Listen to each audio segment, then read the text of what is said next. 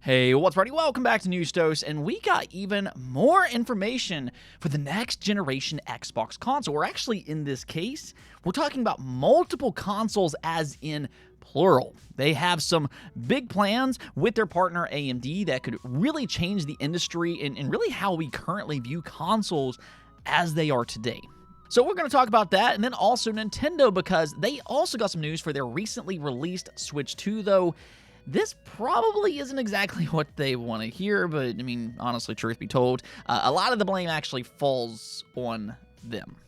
First, though, I do want to thank my supporters on Patreon and on YouTube memberships. Thank you just so much for what you do, and you will receive this video through early access. Let's go and get right into things, though, starting off with another June showcase that was just announced, and I'm actually very excited about this one because it's coming from, in my opinion, the best publisher of really nearly a decade by this point. Of course, I'm talking about the Capcom Spotlight. It's officially set for June 26th, and this will be quite a lengthy showcase at that. The 40-minute stream will include Monster Hunter Wilds, Street Fighter 6, and then most interestingly, Pragmata and Resident Evil 9. I mean, both these games are set for a 2026 release, early 2026 in Resident Evil's case, so, you know, we do kind of need a lot more information. I know there's been rumors about Leon Kennedy as one of the main protagonists. I'm hoping that's true, so maybe we'll hear more about that. But I also hope to see some actual gameplay. I understand that this title will include a bit of a tone shift, and I want to see a little bit more about that. Either which way, though, I mean, this seems like a jam-packed event for really anybody who enjoys Capcom games. Now, here's a little bit of a strange story that's been going around these past few days. There's been talks about Stellar Blade possibly coming over to the Nintendo Switch 2. Now, that might come as a bit of a surprise to some people considering, well, Sony is the publisher for Stellar Blade. Not only were they the publisher for the PlayStation version, but they also published the PC version as well. So that means that they likely have some kind of control where it can and can't release, or at least for the time being. Nonetheless, though, a new report from PlayForum talked about how ShiftUp recently received a Switch 2 dev kit and that they started development for Stellar Blade. Now, ShiftUp partially, not completely, but they partially denied this report.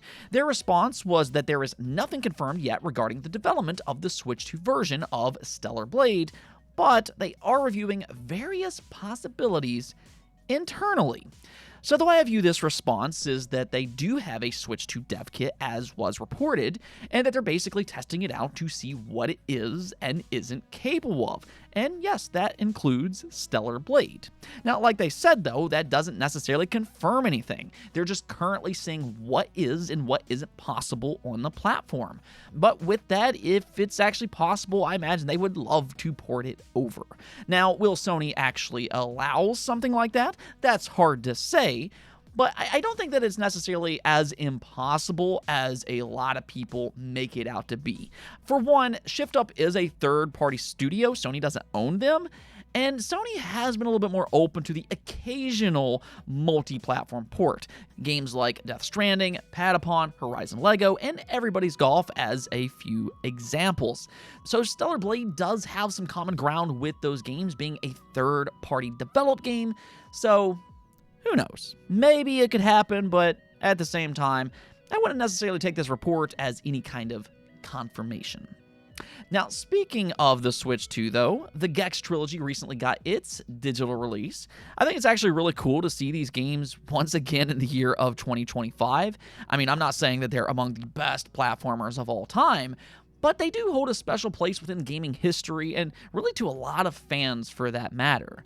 However, if you're wanting to play it on the Switch 2, well, you might want to go ahead and hold off. Limited Run Games just requested for Nintendo to take it off the eShop temporarily because apparently it just doesn't work on the Switch 2, or at least yet. They do have a patch plan for next week that will fix the problem, so this is not going to be an issue for very long, and that's nice to hear, but until then, you might want to go ahead and hold off.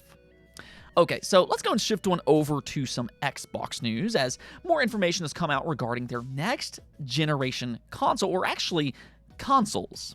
Of course, earlier this week, they confirmed a lot of their plans, but now AMD is kind of echoing a lot of what they said, but What was really interesting about this specific announcement is that they really emphasized backwards compatibility across a multitude of new devices. In their words, they said, moving forward, AMD will go beyond building custom chips for Xbox consoles to designing a full roadmap of gaming-optimized chips, combining the power of Ryzen and Radeon for consoles, handhelds, PCs, and the cloud. And we're going to do it all with backwards compatibility, so gamers can access their favorite games across platforms, delivering on a promise for both developers and for gamers. Together, we're building a vibrant, open ecosystem that delivers the next generation of graphics and immersive gameplay powered by AI that includes new foundational models to accelerate the state of art in rendering. And this is actually a very loaded statement when you start to combine it with a lot of the other things that we've already heard about Xbox's next generation plan. Xbox just a few days ago already suggested that their next console won't lock you into a single storefront. And AMD here echoed that sentiment by confirming that they are in fact building an open platform together. Now, when you hear about an open platform, there's really not a lot of that in the market currently. There's really only one open platform, and that's PC. Whether you prefer Linux or Windows, PC is really the only place that's truly open. And it once again sounds like that's the direction that Xbox is currently heading into. They're going to make their next consoles more PC-like. They're going to break down their walled garden. They're not going to confine you to just the Xbox store, and they're going to allow gamers to load up other storefronts as well, like Steam, GOG, and the Epic Game Store.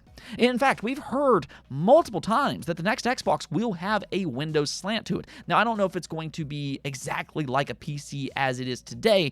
Maybe it'll just be a Windows Lite, if you will. But this statement by AMD really further leans into that rumor. It will be an open platform. And even more so is that they're talking about multiple devices, which includes consoles as well as handhelds. And that kind of makes me think about a rumor that we heard, I want to say about a year ago, that Xbox was going to license out their new Xbox OS to third-party companies, and that they were going to allow them to essentially make their own version of an Xbox. And we're kind of seeing that with the Xbox ROG Ally. But I almost wonder if there's a little bit more to that rumor. Could we actually end up seeing more partnerships like that from third-party companies when it comes to their next-generation consoles? And that would actually be really interesting in the sense that it would kind of tear down that psychological barrier that we only have one console and maybe a mid-generation refresh in a single generation. This instead would allow gamers to kind of choose what power level and how much money they want to invest in a console for that generation. I mean, what's to stop a company like, let's say, Asus from making an ultra premium option that's, let's say, $1,000+? I mean, of course, we'll still have our more budget-friendly options as well, and Xbox's first-party consoles, but this is really all part of making a truly open platform. Either which way, though, I'm just kind of speculating right here, but what we do know is that it will all be backwards compatible. So it sounds like we're going to continue to be able to play our OG Xbox games, Xbox 360 games, Xbox One, and Xbox Series titles as well, which is massive in itself. The only thing about that, and this is kind of my question, is that I do wonder about physical backwards compatibility. By this point, if I'm just kind of reading the tea leaves here, I fully expect Microsoft to shift over to an all-digital console next generation. But I'd like to see them at the very least offer some kind of disc add-on for backwards compatibility in much the same way that PlayStation offers their add-on disk drive. So I'd like to see that, but what I will say here, though, is that their next generation plan truly does sound interesting. I don't know how it's going to play out for them just considering their semi-multi-platform strategy, but I do think that they kind of found a way to make a truly attractive device despite that. Let me know what you think, though. Would you be interested in buying into something like this, or no? Now, one more thing before we go, though. It does seem like the game industry is, it's on a fast track to go all digital, and to some surprise, Nintendo jumped onto that a little more than what I think fans were maybe expecting. By far, I'd say that Nintendo fans seem to support physical games more than anybody else, especially over in Japan, which is one of the reasons that we're seeing a lot of backlash over their game keycards. A lot of fans are not happy with this shift.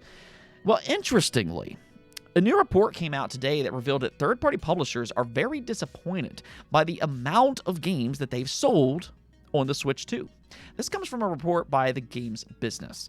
They said most third-party Switch 2 games posted very low numbers. One third-party publisher characterized the numbers as below our lowest estimates despite strong hardware sales.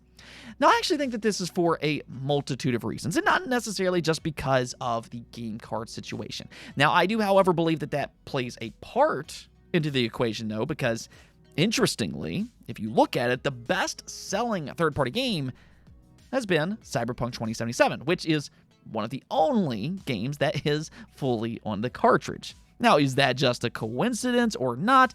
I'll leave that up to you. But like I said, I think there's some other things that's happening here as well. One is that a lot of these games are for ports of games that already existed previously before the Switch 2.